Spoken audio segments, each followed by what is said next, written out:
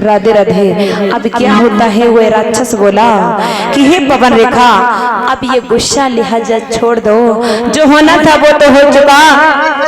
One में तो असल हुआ, लेकिन घर में भी कुछ इसकी नकल दिखा डालो।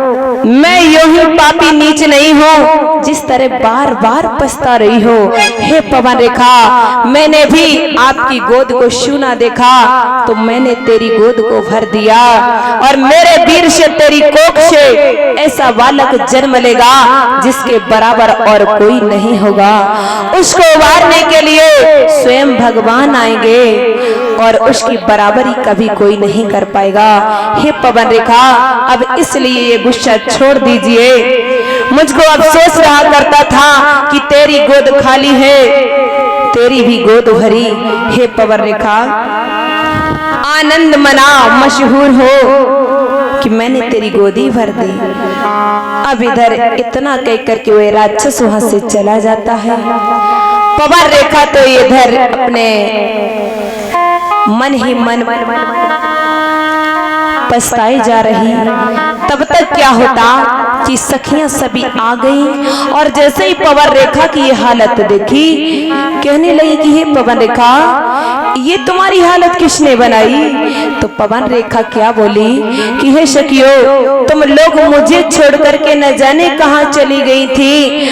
हम अकेले इस वन में रह गए, और न जाने इस वन में कहां से एक बंदर आया जिसने मुझे झपेट दिया, और उसी ने मेरा सारा साज श्रृंगार उजाड़ दिया है। सखियों, अब चलो हम घर चलते हैं। आज ऐसा वरदान पा करके पवन रेखा अपने महलों के लिए आती हैं। तो प्रिय भक्तों, आज अपने जब महलों में आई हैं, धीरे धीरे समय गुजरता गया महाराज परीक्षित, और जब समय आया 9 मास पूरे हुए, जब 10वां मास हुआ, तो रानी पवन रेखा के गर्भ से जो दुर्मलिक नामक राक्षस ने धोखे से सती के पवन रेखा के साथ में जिसका पतिव्रत धर्म नष्ट किया था, आज पवन रेखा के गर्भ से उसी बालक ने जन्म लिया, और उस बालक के पैदा होते ही आंधी तूफान आने लगे, महाघोर प्रलय होने लगा।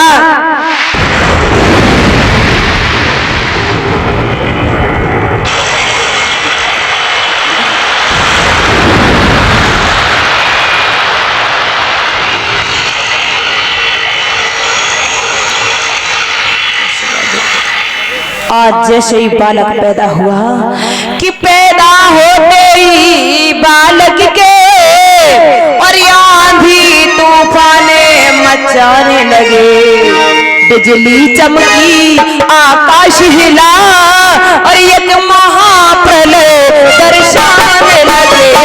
बिजली चमकी, आकाश हिला, एक महाप्रलय दर्शाने लगे।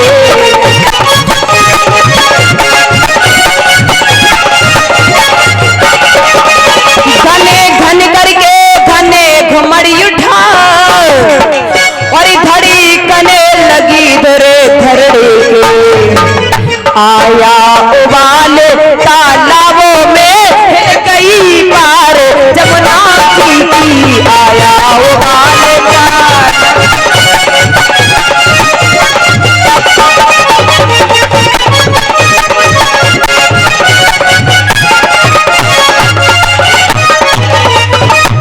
आज जैसे ही उस बालक ने जन्म लिया, तो प्रिय भक्तों, उस बालक के पैदा होते ही आंधी तूफान आने लगे, महाभयानक बिजली चमकी, आकाश में बिजलियां गड़गड़ाने लगी, घन घन करके घुमड़ उठा, बादल छा गए, और धरती भी हिल गई, धरती भी कांपने लगी, तालाबों के पानी खोल उठे, यहाँ तक कि यमुना की पार भी हिल गई, क्योंकि वो ऐसे राक्षस का पुत्र था। आज जब ऐसा देखा है महाराज उग्रसेन ने कि मैंने इतनी बड़ी उम्र में आज तक किसी बालक का ऐसा जन्म नहीं देखा जिसके पैदा होते ही इतना महाप्रलय हुआ। जब ये देखा अब वह बालक जैसे जैसे बड़ा होने लगा, बालकों में खेलता है, तो प्रिय भक्त वह छोटे छोटे बालकों को बहुत देर सताया करता, किसी बालकों को काट लेता, किसी को नदी में धक्का मार देता, तरह तरह से अत्याचार करने लगा। जब ये अत्याचार महाराज उग्रसेन ने अपने बेटे उस कंस के देखे, जिसका नाम कंस पड़ा।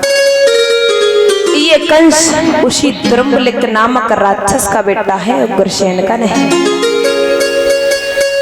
जब ये अत्याचार देखे तो अपने बेटे को पास में बुलाकर कहा, बेटा इस तरह से हम बच्चों को परेशान नहीं करते, इस तरह से अत्याचार नहीं करते बेटा। लेकिन बेटा कहाँ मानने वाला है। अब तो ऋषि वृंदों को और भी सताने लगा। गौशालाएं कहीं जल रही, देवालय कहीं टूट रहे। जैसे जैसे वह कंस बड़ा होने लगा, वैसे वैसे महाघोर अत्याचार होने लगे।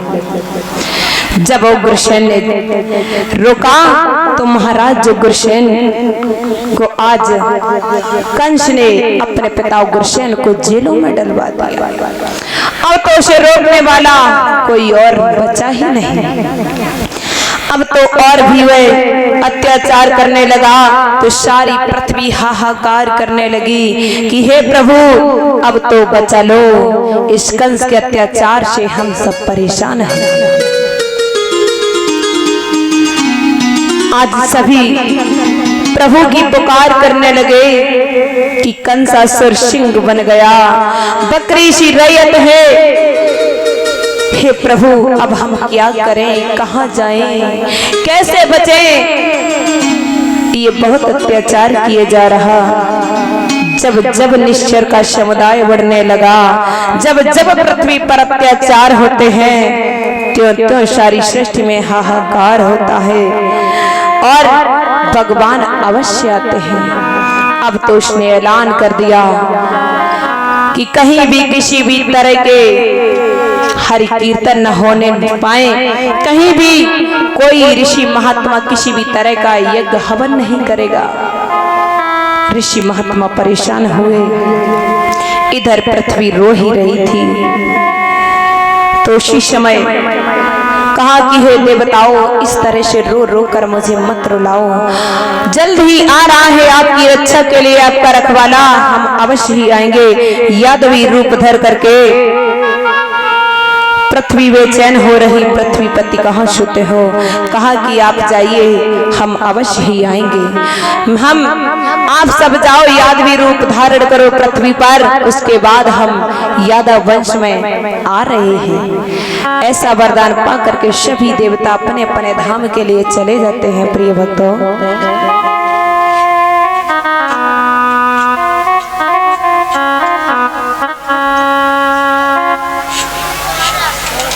और ये हमारे भैया श्री सौरभ शाक्य जी, जिनके सुपुत्र श्लोक कुमार 101 मुद्रा दे करके सम्मानित करते हैं। हमारे भैया की दीर्घायु हो, सदा सदमार्ग पर चले और गलत संगतियों से बचाए रखें, अपने माता पिता का नाम रोशन करें, हर इच्छा पूर्ति हो, यही हम कामना आकांक्षा करते हैं। प्रेम से बोलो राधे राधे। प्रिय भक्तों, हमें प्रभु को कभी भूलना नहीं चाहिए।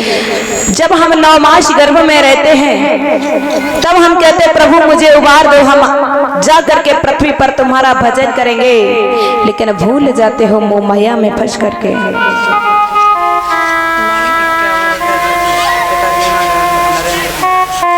और ये हमारे भैया श्री नरेंद्र कुमार जी के सुपुत्र लकी जो 51 मुद्रा दे करके सम्मानित करते हैं। हम चाहेंगे कि दीर्घायु हो हमारे भैया की।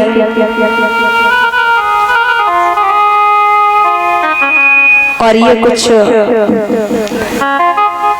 मुद्राएं भेंट करते हैं कुछ दानदाता। श्री मंजेश शाक्य जी जो 101 मुद्रा देकर के सम्मानित कर रहे हैं। स्वदेश कुमार महात्मा के रहने वाले 101 मुद्रा भेंट करते हैं। संजीव शाक्य ये भी 101 मुद्रा भेंट कर रहे हैं।